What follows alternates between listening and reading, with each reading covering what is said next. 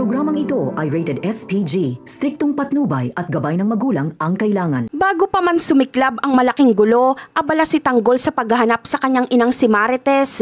Maghapon niya itong hindi nakita sa mansyon ng mga Montenegro. Dahil dito, inisip ni Ramon na tuluyan na siyang iniwan ni Marites at mas pinili nitong bumalik sa dati nitong asawa na si Rigor, lalo na't nag-away sila noong umaga. Lingid sa kaalaman ni Ramon ay hindi umalis si Marites. Ang katotohanan ay binihag pala siya ng kampo ni Olivia. Bilang isang malupit na hakbang, itinago nila si Marites sa isang hindi inaasahang lugar sa loob ng isang oven sa kusina upang doon siya pahirapan at hindi matagpuan ni numan. Tila may kakaibang naramdaman si Tanggol, isang kutob na nasa panganib ang kanyang ina. Sinundan niya ang kanyang pakiramdam na nagturo sa kanya patungo sa kusina. Doon niya natuklasan ang kahindik-hindik na kalagayan ni Marites.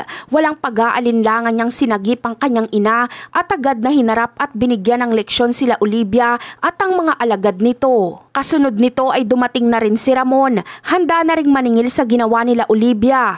Ngunit sa kasamaang palad, ang kanilang pagtutuos ay naantala. Biglang dumating ang isang malaking pwersa ng mga kapulisan kasama ang pamilya Guerrero na may iisang layunin, ang tapusin na ang mga Montenegro. Sa sandaling yon, nagsimula na ang isang madugong bakbakan. Nanguna sa pagsalakay si Rigor na tila isang bagyo na walang sino mang makakapigil. Sunod-sunod niyang pinatumba ang mga tauhan ng mga Montenegro hanggang sa makorner niya sila Ramon at Marites.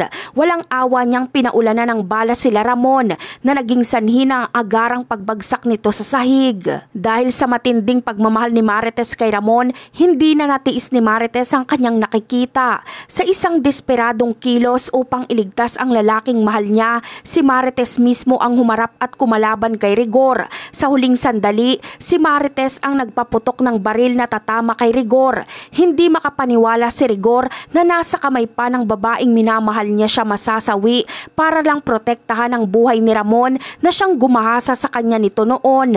At yan ang aabangan natin. Bye!